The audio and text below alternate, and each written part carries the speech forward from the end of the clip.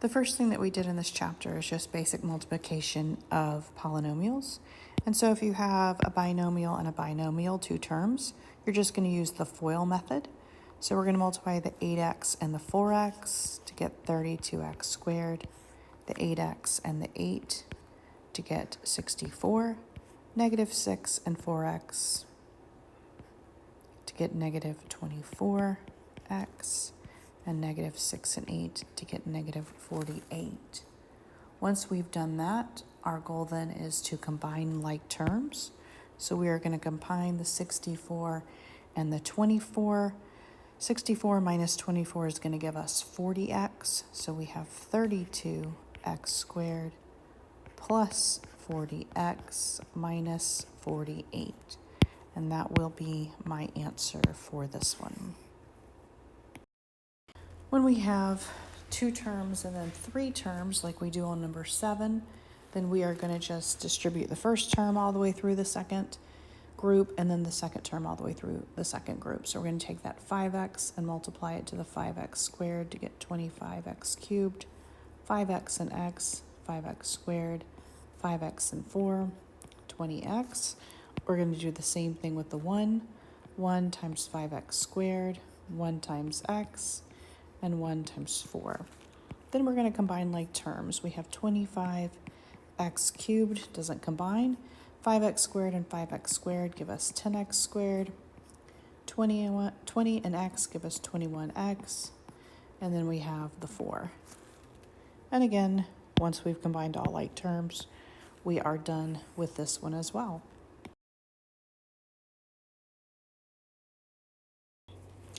The next section dealt with factoring. So in any factoring, the first thing you want to do is look to see if you can take out something that is in common to all of your terms.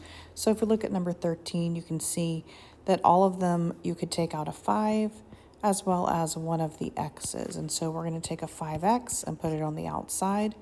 Then we're going to say 5x cubed divided by 5x gives us x squared. 5x squared divided by 5x gives us x. And then 60x divided by 5x gives us 12. So now we're looking for factors that will multiply to give us negative 12 and add to give us positive 1. So what you can do is you can look at your factors of 12 if you want to list them all out. And you want to see which ones will multiply to give us the 12, add to give us the 1. And that's going to be 3 and 4. To get a negative 12, we have to have one positive and one negative. So then we look at that positive 1 and decide it's negative 3 and positive 4. So we have 5x and then x minus 3, x plus 4. Anytime this number in front of x squared is just a 1, you can go straight to these two terms. And once you've done that, then you actually are done with this. That is your answer. If you have something like number 15 where you don't have a common factor, you can go straight to this process. We can go straight to looking at that 42 and decide what factors of 42 will multiply to give us 42 or a negative 42 and will add to give us a positive 1. And so if we look through all the factors of 42, you'll see that 6 and 7 are 1 apart. So if I do a negative 6 and a positive 7, I would multiply to get negative 42 and add to get positive 1. And so with this one, I can go straight to that v minus 6, v plus 7, and be done with this one.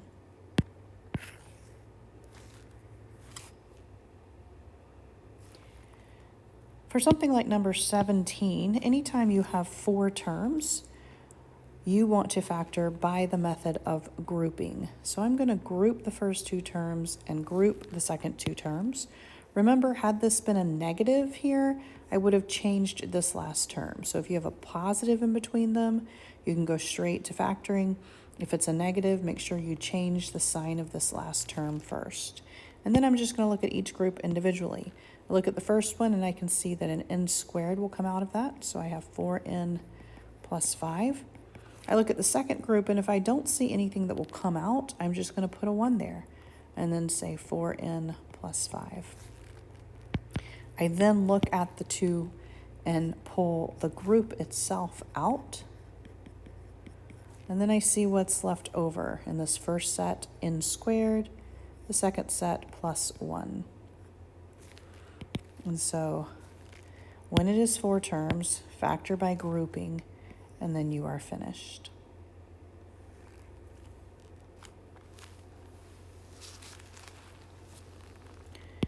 For number 19 here, I do not have a common factor like I did in 13. I also can't go straight to factoring my last term because on 15 I had a 1 in front. Here I have a 2. So when I have a number in front and I can't factor it out like I did on 13, I am going to do the method where I multiply across. So 2 times negative 10 gives me negative 20. So I need factors that multiply to give me negative 20 and add to give me negative 1. And so you're going to do just like you did all the others. You're going to go through your process of finding your factors, and you'll see that 4 and 5 are going to work. So in order to get that negative 1, I need a positive 4 and a negative 5. That will multiply to give me negative 20 and add to give me negative 1. And now I'm just going to rewrite this using these terms. So I have 2n squared, and I'm going to rewrite this with a plus 4n and a minus 5n. And then I'm just going to write this last term the way it is, minus 10. And so I haven't really changed anything. I've just rewritten it to 4 terms, and then I can use the method that I did above. I can group it. Group these two, group the last two. For this one, however, I have a negative in between my two groups, which means I need to change the sign of the last one. It's a minus 10. I need to change it to a plus 10. And now I can do my factor by grouping.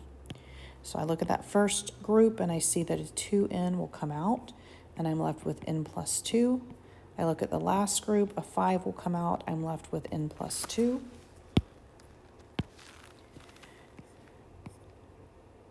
I have an n plus 2 in common. What's left over is a 2n minus 5. And then I am now finished with this factoring as well.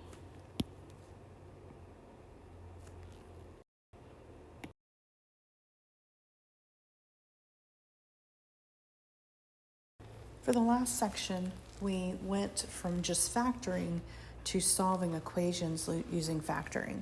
So if you're just factoring, you're done once you have factored the polynomial. But if you're solving, then you are going to want to set each factor equal to 0 and actually get a numeric answer. So for something like this number 25, again, your first step is to always look for a common factor. Your common factor here is n, so I'm going to take an n out and I'm going to get n plus 3. That is as much as I can factor it. So then I'm going to set each of these equal to 0. I have n equals 0, n plus 3 equals 0. The first one is already solved. The second one, I just need to subtract that 3. So I get two answers here. N equals 0 and negative 3. And I'm done with this one. If I look at something like 27, this factoring is a little bit different than the first one. I can't take out a common factor, so I'm going to go straight to factors of 4 that add up to 5. That's just going to be 1 and 4. So I'm going to say x plus 1, x plus 4. And then once again, I'm going to set each of those groups equal to 0 and solve. X plus 1 equals 0, x plus 4 equals 0. Subtract 1, subtract 4. X is going to equal negative 1 and negative 4.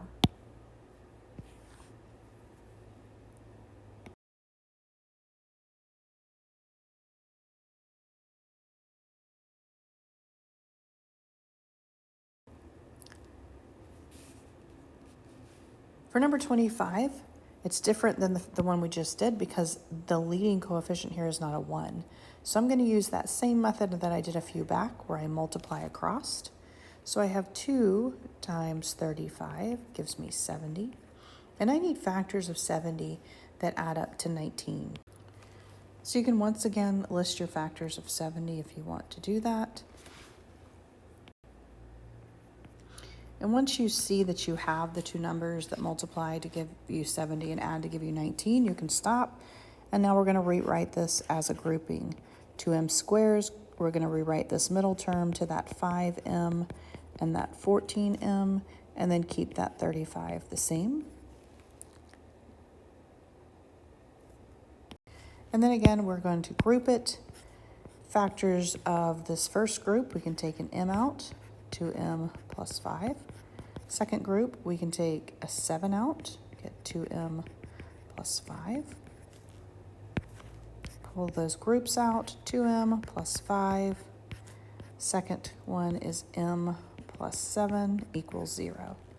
And then we're solving, so we need to keep going. Set the 2m plus 5 equal to 0. Set the m plus 7 equal to 0. And then solve that. Subtract 5, divide by 2. So m is going to equal negative 5 halves. Subtract 7. So m can also equal negative 7 here.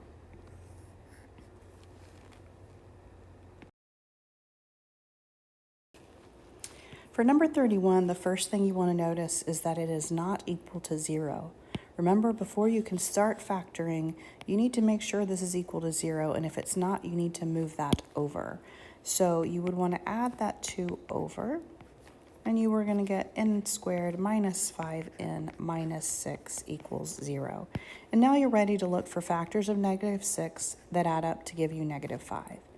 And so we're going to get a negative 6 and a positive 1. That will give us negative 5. And then we're ready to then set those factors equal to 0. N minus 6 equals 0. N plus 1 equals 0. Add the 6 over, subtract the 1 over. You're going to get n equals 6 and negative 1.